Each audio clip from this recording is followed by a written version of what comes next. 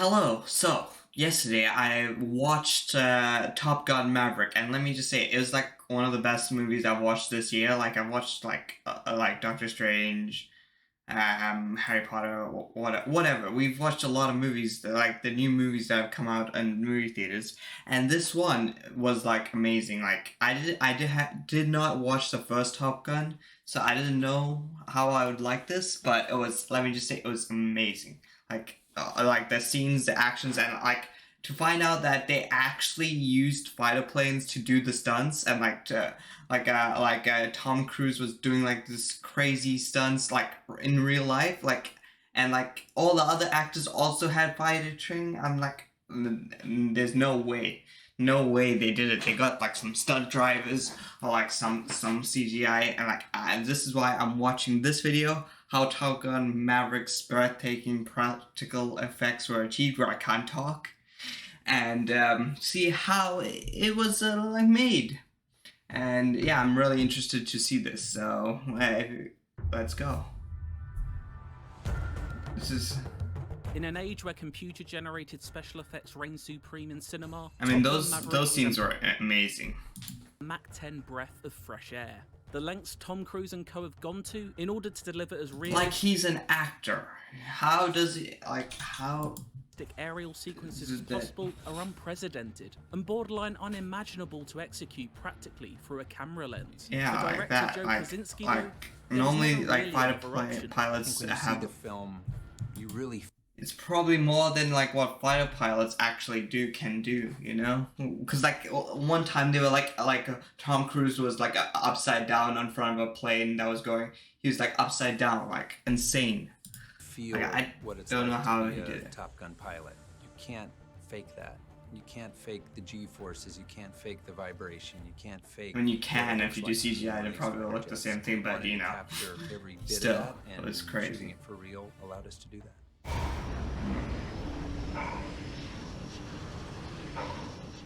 Capturing these scenes was never going to be a walk in the park, though. Like, and before these any are all actors could even actors. step inside the planes they'd call their sets for the foreseeable future, a rigorous Navy-approved boot camp lay ahead. I mean, it was a lot. What Tom does for fun, I think, is other people's like hell. It really was. It really was. They have quite to get tough, some but people, the only way unskilled this film people. happens is if you have somebody like Tom dedicating as much time and effort to us. What does that got to do with designed a flight or 3-month that training course practice? for them to go through, because he had shot the first Top Gun. He's a pilot. He flies aerobatics. He's done aerial sequences in movies for years.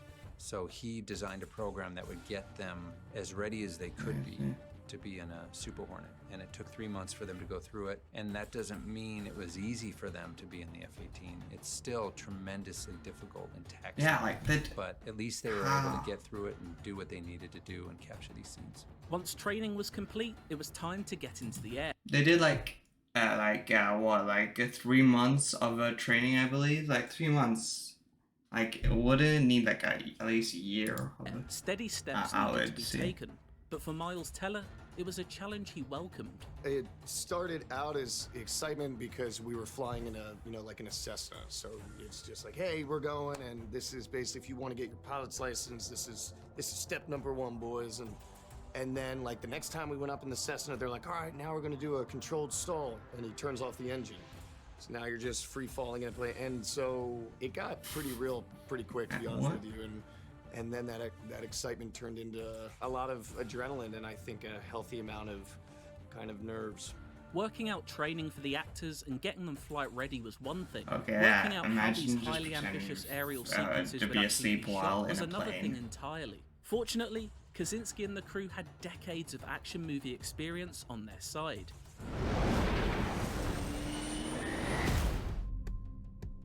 Tom's been making movies for 40 years and done big aerial sequences, so he knew how difficult it was going to be to capture all of this, so definitely benefited from his experience. He did an aerial sequence in American Made. He did run a helicopter sequence. And in like he just Fallout. flies This planes was for taking fun. it to a whole new level in terms of speed and complexity in terms of these machines. Working with the Navy, 15 months to figure out how to get the cameras in these things. We had air-to-air. We had cameras mounted on the outside of the jets. So yeah, then the Oh yeah, naval also aviators. the We had to cameras talk to them must about been so movie hard to making, light, altitude, like speed, keep it angles like that we wanted to get. focused So and yeah, they like were you know, serving as cameramen and women on this film as and well. like make was a it huge steady team of like people to pull and this like off. just We were recreate working everything. with Top Gun, the real Top Gun, so we knew we were working with the best of the best, and every day they showed us why There's they actually are a who they real are Top and what Gun they were Academy. doing for us in this film. Obviously, safety was the most important thing, but the professionalism and the skill they exhibit in the aircraft was pretty mind-blowing.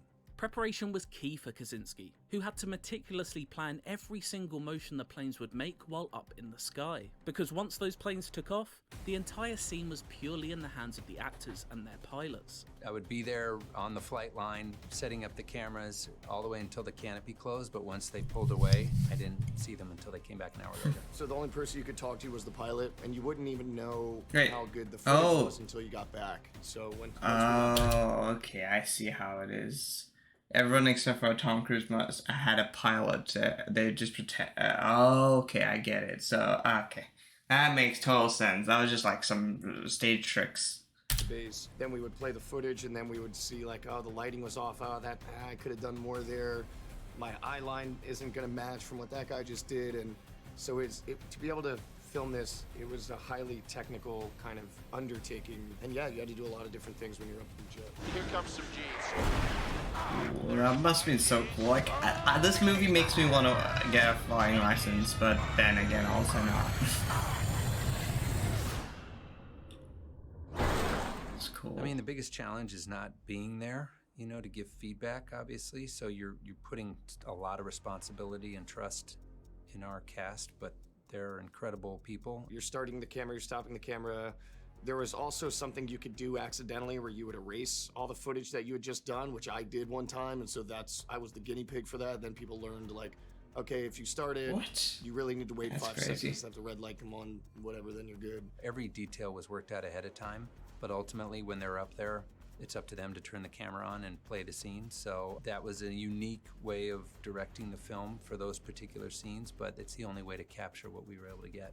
And what was captured translates incredibly onto the screen. This is no more obvious Oh, yeah. than in the film's exhilarating third act, which provides some of the most memorable action movie moments in recent memory. For me, the third act was an opportunity to take the Top Gun The third aesthetic and act flip it was on just its like head. on You know, we're another used level this to certain any palette. like action movie because you literally they literally was like risking with like actually a plane movie, I guess, just going up in elevation. It was like Look for you these were like Top Gun holding your breath when you were sequences, watching but the to put movie. it in that environment with 4 jets on a real Navy low-level course, which was shot in the Cascade Mountains of Washington. That week was some of the, I think, the most spectacular footage and some of the most intense flying we did on the film.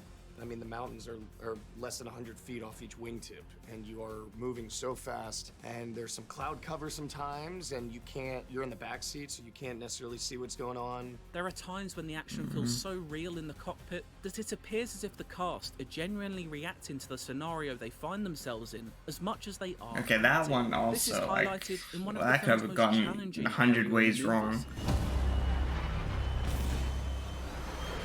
For these pilots, when they go over a mountain peak, they don't go over like this. As soon as they get to the top, they go inverted and then go down there, and then they flip back over. And there's 1 or 2 times doing that where I like came out of my seat and I actually it's in the movie actually, I hit my head on the canopy and I thought it was an unusable take, but those are oftentimes the ones you end up using. His I strap mean, should have been tighter. you'd have to retake but it if looked that so great to happens, see him and drop out of his that strap. would be another thing.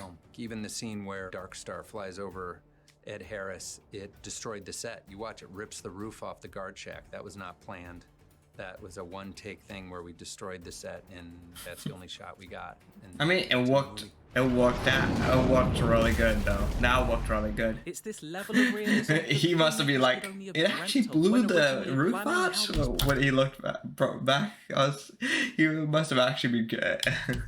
I'm surprised about that. practical shots would come together. The amount of training and that- preparation pays off on the big screen though, something that became quickly obvious early on during the shoot. I mean, honestly, when we would get back and watch the footage, you know, especially the runs that Tom was doing in this, because Maverick he's doing some runs that are just more intense. And so whenever we would watch footage of anybody who grabbed a really great run, we were starting to get a sense of what the big experience was going to be like. There's one moment we were shooting out in the salt flats on one of the military ranges doing the low-level flyovers, and I was sitting there with the camera, and the jet came over my head, like 15 feet over my head, and did a pull-up, and as it did a double spiral of dust.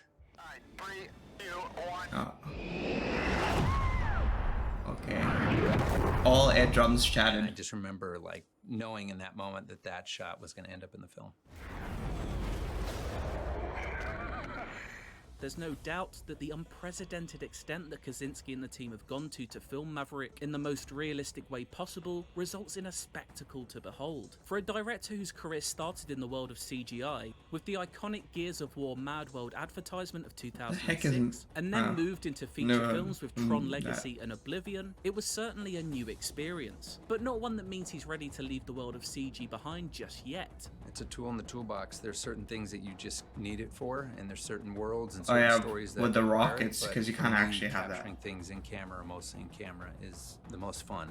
And, you know, having fun making films is why I do it. Fun is exactly what Top Gun Maverick is. A summer blockbuster that hits all of the notes you'd want, but is taken to the next level thanks to action that feels so real it threatens to burst out of the screen. What the heck is on the mission bottom may well of have been a the- long, daunting and difficult one, but has been executed plane? with all the precision you'd expect from Top Gun's finest.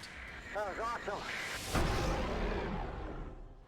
For more on Top Gun Maverick, check out our review, and for everything else, stick with IGN. Okay, so my review that I'm gonna talk about right now is that like at the start of the movie, like from what I remember, which I have a terrible memory, so all I'm gonna say is it was an amazing movie. Like the actors was good. Like it started off so intense with the starting scene of him. Okay, wait, actually, should I say this?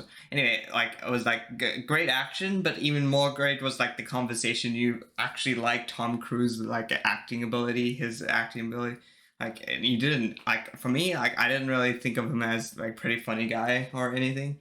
I mean, I liked Mission Impossible. I watched it when I was younger, and I really liked that movies. But for this one, I was like, he's a really good actor. Even if he's Scientology. Okay, I'm just joking. I can't stop making that joke every for friggin' time, like but it's so funny. Anyway, and yeah, I hope you guys enjoy this reaction and my honest review and thoughts on this, and I'm like going back and forth, but like what I'm meaning to say is like the action is great, but also like the conversation, because like the actors was just like phenomenal. And I hope you guys enjoyed this. Let me know if you want me to do more reactions on movies, which I'm probably gonna do. And I hope you guys have a great day. And also watch Top Gun Maverick. I recommend Top Gun Maverick to watch.